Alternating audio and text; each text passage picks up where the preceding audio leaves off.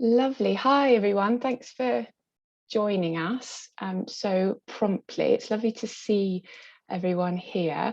I'm going to launch straight into things because we've got some interesting things to cover, but not tons of things. So it's not going to be a session that lasts forever. So I think it's good to just get cracking.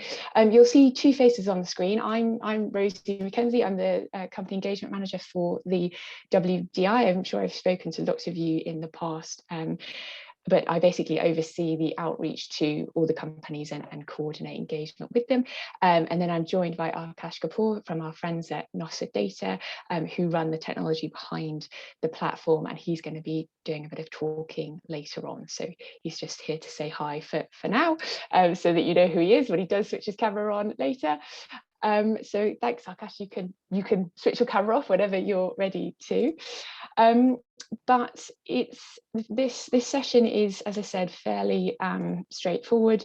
It is going to cover some quite interesting and important things, but we're not going to take up tons of your time. So we're going to cover a few key things to start with that it's just good for everyone to be aware of and to bear in mind whilst we go through the disclosure period.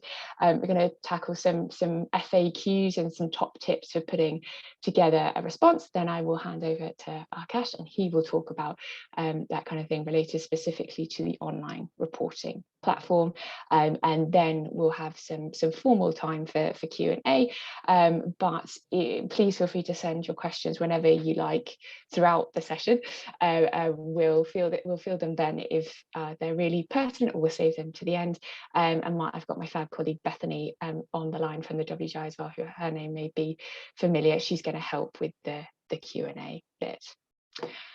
Lovely. So I wanted to start on a really positive note, in that the WGI is really beginning to make waves in lots of different fields, and the effort that responding companies are putting in is really beginning to be recognised. So I suppose a big thank you to all the people who are from responding companies on the line, and those of you that are thinking of taking part. It is really beginning to find its place in the world, and then of course the investors are beginning to really use the data in lots of different and interesting and exciting ways. This document here is just a screenshot from a document that is available on our website about different case studies on how the investors are using the data. So if that's something that interests you, please do go and have a look on our website at the various different case studies there, just to illustrate what happens to your information when you submit it.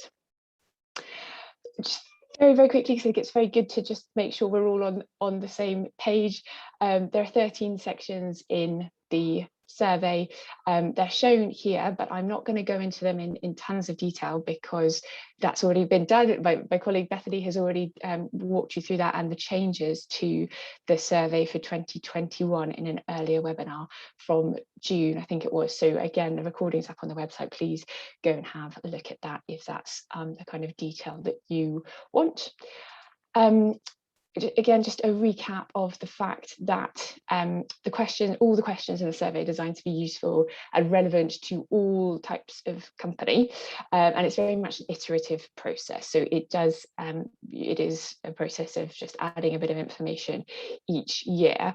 But the key thing to note, though, is that the questions are split into different question tiers, with foundation being the most straightforward through to comprehensive being the more complex ones. And you can see here how the questions in the survey break down into each of the three groups. And the vast majority of companies are for now focusing on the foundation questions, and they obviously make up most of the survey anyway, but also they're the bits that lay the key important groundwork for the rest of the response, and that's absolutely fine. That's the point in the question tiers.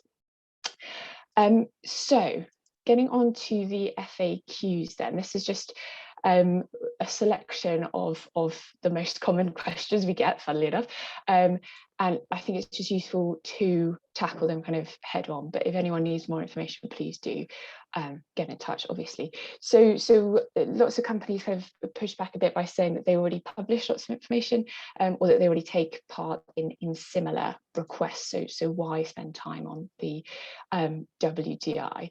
The key thing to really bear in mind here is that the whole initiative was born back in 2016 because investors felt they didn't have all the data they needed just from the information that companies traditionally published on their reports and on their website. So this is trying to plug that gap. Obviously, we do spend a lot of time making sure that the questions are designed to be helpful for companies as well. It garners, the survey questions garner all the data the investors need, but it's also designed to be a framework for the companies to help them improve their workforce reporting and data collection. So it is meant to be a tool to help companies progress and improve.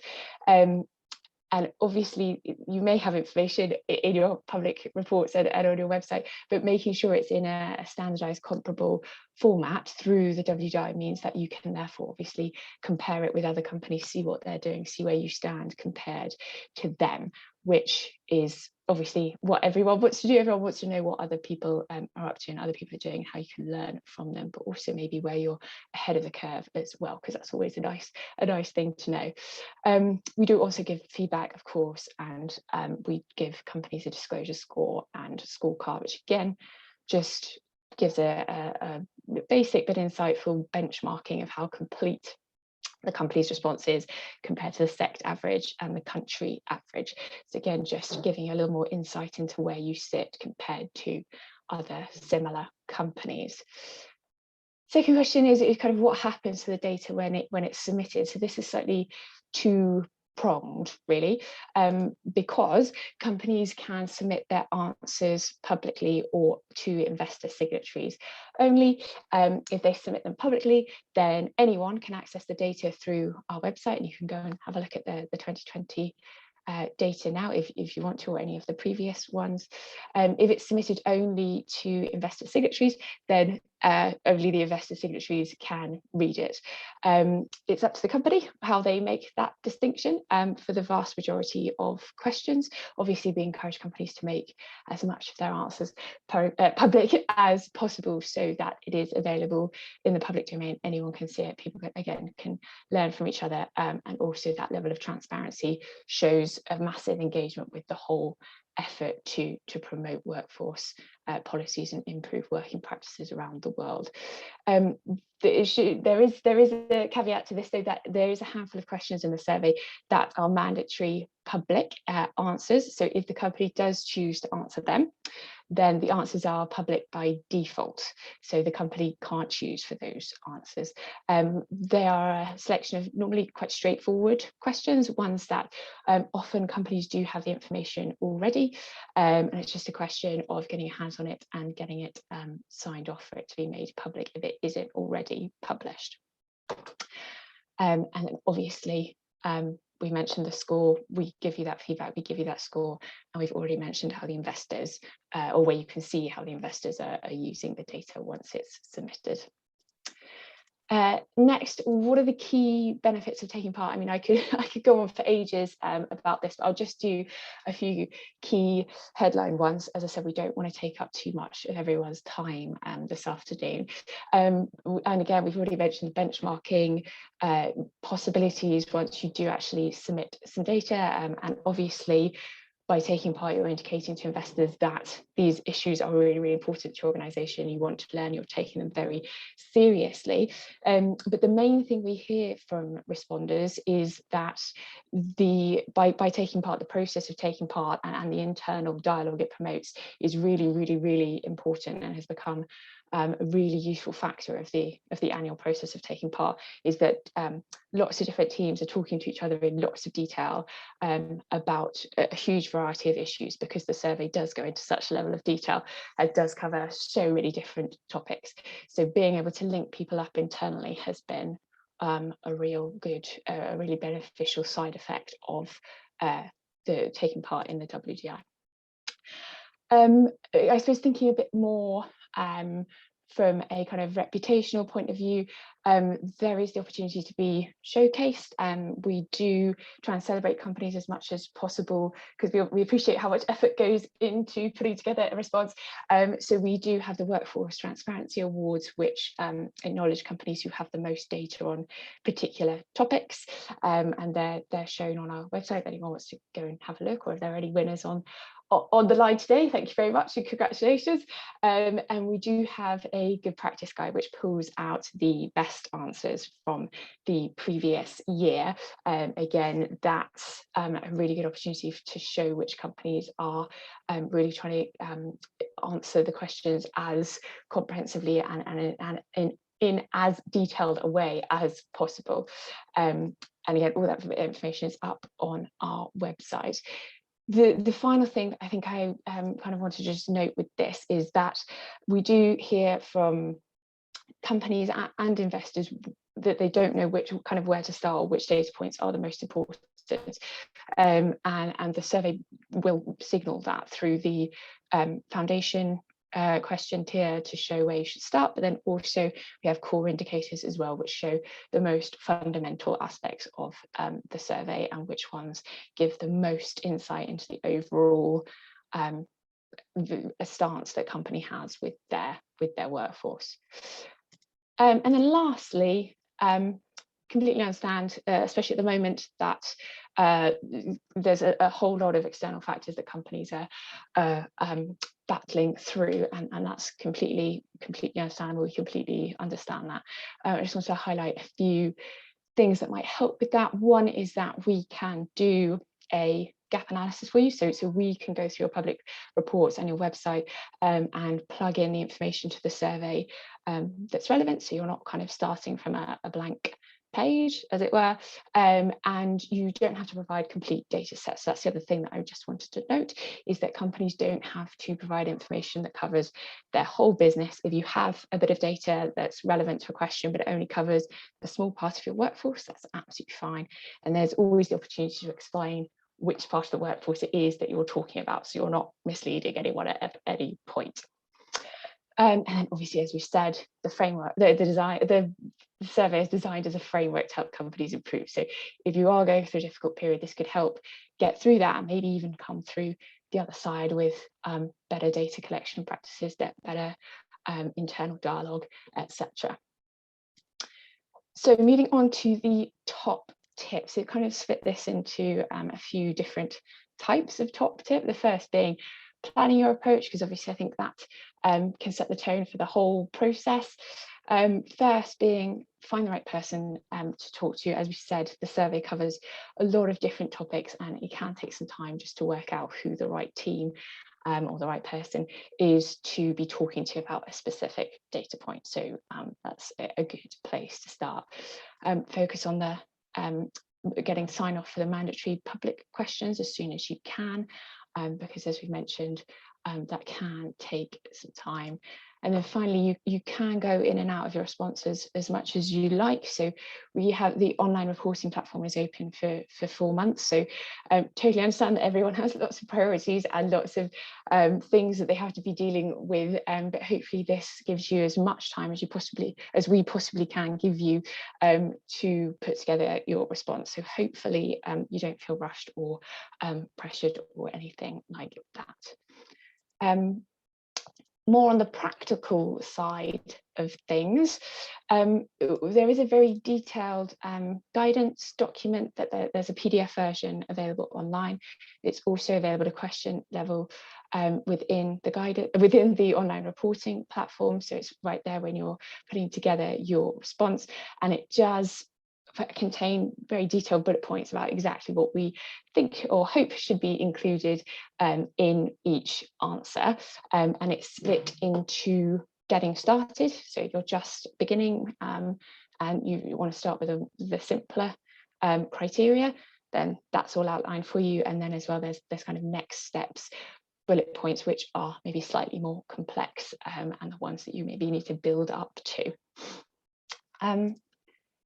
We've mentioned that most people are focusing on the foundation ones, and that is a really, really good approach. It means you don't kind of get overwhelmed or distracted, and that's absolutely fine.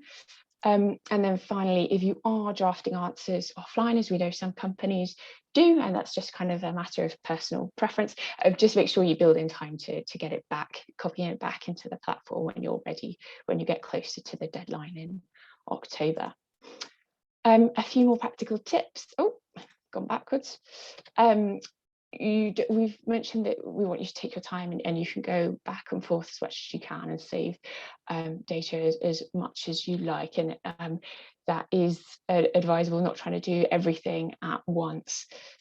We've mentioned that partial data sets are absolutely fine, and we do know that investors want any data rather than no data, so please don't hold back. If you have any data that's relevant, please do submit it. And then finally, use the good practice guides, as we mentioned, a PDF online or within the online reporting platform to help inspire you. Finally, and Aakash is going to talk about this, you can sign up for an onboarding call where the Nossa Data team will literally walk you through how exactly the platform works, so you'll know all the fantastic functionalities that it's got, and you won't waste time getting lost. It's hard to get lost in it, but this will provide all the info that you need. Lovely. So then just finally, if you run into any problems, we've mentioned the guidance document, but there's a glossary inside the guidance document which defines all the technical terms that you might come across, which hopefully helps you understand exactly what the investors are looking for. We're open to hearing any and all feedback throughout the year, so please don't be shy, as it were, but there is a formal section at the end of the response in the online reporting platform which asks you some questions and where you can submit more formal feedback, as it were. And then please obviously do get in touch at any time. We are happy to help and we're always available, so please do reach out if you have any questions or you're unsure about anything at all. And then lovely, I'm going to hand over to Aakash now to take you through some of the online reporting tips and FAQs. Thank you, Rosie. If you go to the next slide. Great. Yeah, so these are some of the questions we frequently hear raised when going through our platform. So a lot of users do onboarding calls or fill out the onboarding form and are wondering, do we need to know all the users up front? Can we add as we go? I just want to make it clear that as you learn who the key people are that you're working with, you can add as you go. For adding them to the platform, any way that you can get in contact with us, whether it's emailing us at support@nossadata.com or just simply using the chat function in the bottom right-hand corner. At any point in time, if you just leave us with a name and email, we can add them. As Rosie mentioned, sometimes you are going through the process and learning as you go regarding who is going to be your main collaborator for a particular question set. Whenever that is the case, just let us know. We can add as you go. We've also seen some fears around the mark is complete button. Please don't fear it. Your answers do not get submitted as you hit complete. It's there more so to make sure that you don't overwrite each other's questions or work on them at the same time. But yeah, it's really meant to make it easier for you to collaborate and doesn't get submitted until well after the process when you've completed all the questions and you'll have the opportunity to submit after that. The next one, and then can my reporting dates be changed? So you do have to put in reporting dates before you start the submission. We've seen that some people have this as a reason to be hesitant to start, or you can put in the wrong dates because you're unsure about it being the fiscal year or the previous calendar year. At any point in time, again, with the chat function in the bottom right-hand corner or with the support email that will be on the next slide, you can just let us know and we can change that reporting date time frame for you at any point. And then next slide, Rosie. Yeah. And the next. Yeah, so as far as top tips go, if you have the time, we really do recommend doing onboarding calls. It gives you the opportunity to, in a one-on-one way, really ask questions regarding the platform. I'd say the variety of questions we've seen has been quite broad. Everyone has a very different process for doing these types of frameworks and responding to these. So we've heard a variety of different questions where we've been able to try and help address the issue. It's also a very good opportunity to provide feedback and tell us what you see and what you think about the platform, and it enables us to give as much of an experience to you as possible in terms of seeing that feedback potentially implemented. So if you go to the next point, Rosie, we really are listening to your feedback. In addition to a few minor updates we've made as a direct response to user feedback that we've gotten through onboarding or gotten through people just giving feedback in the chat function. In addition to small updates, we actually have an update coming in the middle of the month in September related specifically to helping collaborate with people maybe outside your immediate team who you have in the platform. So we really are listening and are trying to enhance the platform as much as we can to suffice for these sorts of needs. And the next point I would say is really to start early. Starting early lets you know, who you need to work with, who you need to get on the platform, provide feedback as early as possible so that we can maybe try and implement something or solve a certain problem within the reporting period. It allows you to have a bit more time to schedule an onboarding call with all the different people who you'd like to have on that onboarding call. And yeah, really just lets us help you one-on-one as quickly as possible. And lastly, I would leave the support email here that you can reach out to us with. Some of you I've done onboarding calls with, and we're in direct contact, so feel free to contact us in whatever way is comfortable. But generally, if you use the chat function or support@nossadata.com, it doesn't just go to me, it goes to anyone in the team. And it's a quick way to get a response from the first person at Nossa Data who is able to see your question. And so those are some of the top tips for now, but if anyone has questions, feel free to reach out. Great, thanks, Aakash. That was fantastic. So we have some formal time now for questions. We've had a couple come through the chat function. Please feel free to keep sending them whilst we're talking. But we've also had a raised hand from the audience. So I'm going to allow Mohd Sharik to say your question verbally, if that's what you want to do. If not, please feel free to type it. But I'm going to unmute you now if that's okay, because I think that's what you mean by your hand up. So you can now talk, Mohd Sharik, if that's what you want to do. I think you're currently muted at your end.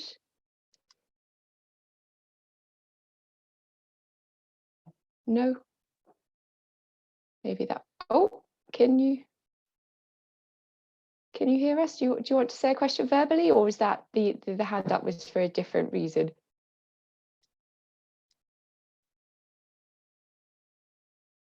Oh, I'm afraid if you're speaking, we can't hear. So maybe you would mind typing it and we can tackle the question that way. I'm really sorry. I'm going to go to the written questions. Okay, lovely. So, sorry about that. So we've had a couple come through. The first being that a question around how long a response takes. Oh, thanks, Mishri, that's great. So one of the questions is how long a response takes, and it is a question we get a lot, and completely understand why it's interesting. I'm afraid, and it's something we try and ask as many responders as we possibly can, but I'm afraid it just varies so much from organisation to organisation that it's kind of really hard to put a figure on it to get an average of all the variations on time that we get from everyone. So I think it just depends a lot on how many people the company has working on a response, how many questions they're trying to answer. So sorry to be really unhelpful and not put a figure on it, but what we can really advise is start as soon as you can, so that you can always submit it early if you wanted to, but I'm afraid we can't put a figure on how long it takes. I'm really sorry about that.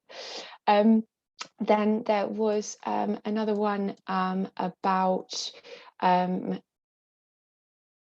about duplication of the information required. I'm not sure if you mean in our survey, or you mean generally amongst maybe the reporting field.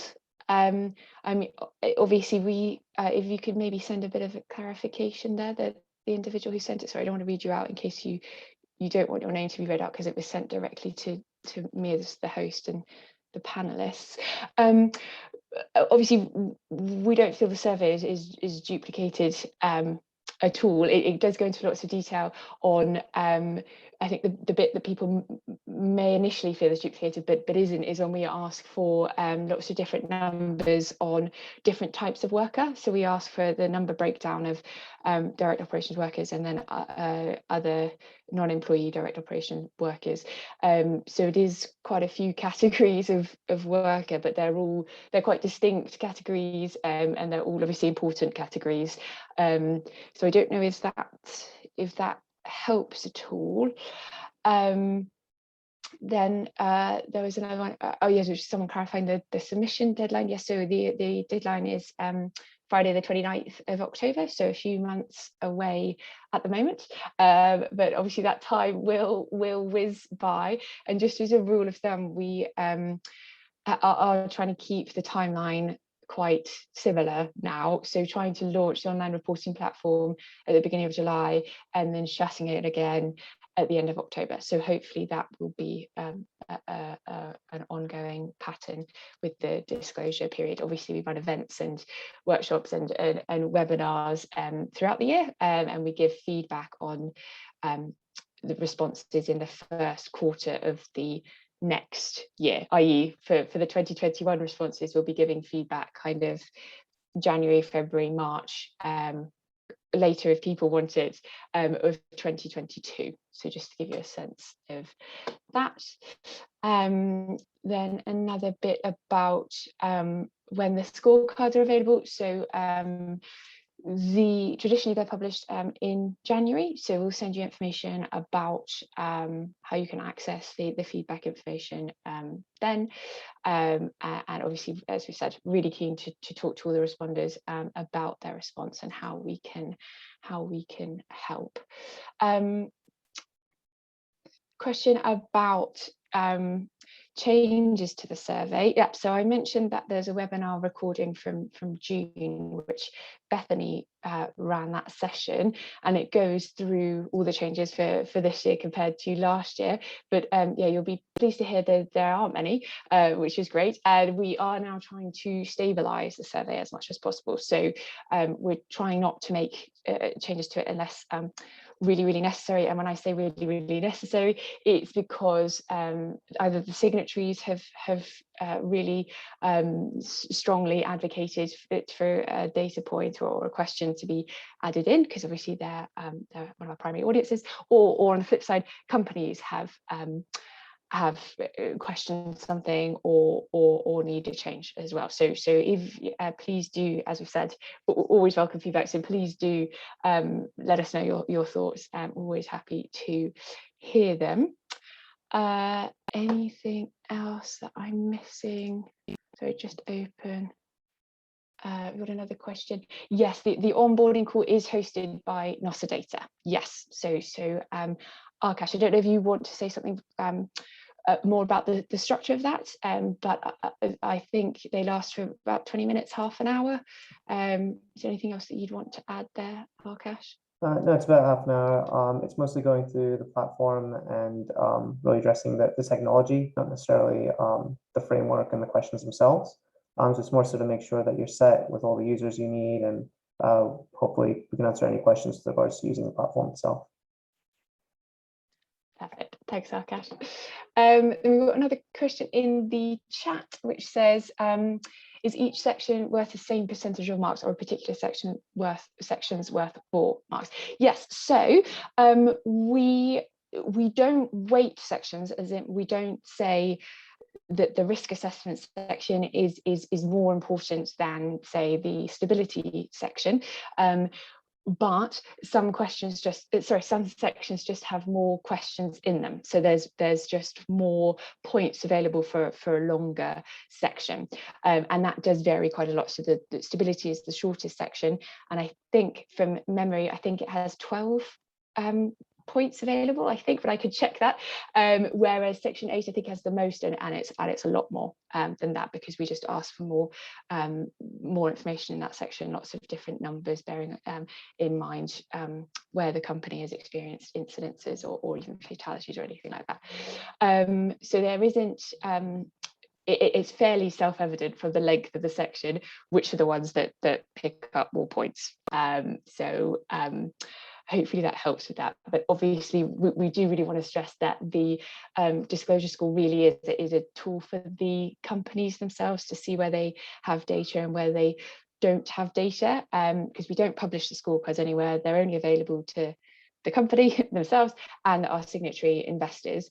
So we're not publicly ranking or assessing the companies in that way. Those scores really are a tool for the companies themselves. So we really don't, as much as possible, we don't want companies to become very, very fixed on the score. Obviously, understand that it's really interesting and it's really insightful to see where the company does have gaps compared to others, but it's really not the most important aspect of the WGI. That's engaging with the issues, improving workforce policies and practices, talking to the team, talking to the investors, rather than focusing entirely on the score, if that's okay.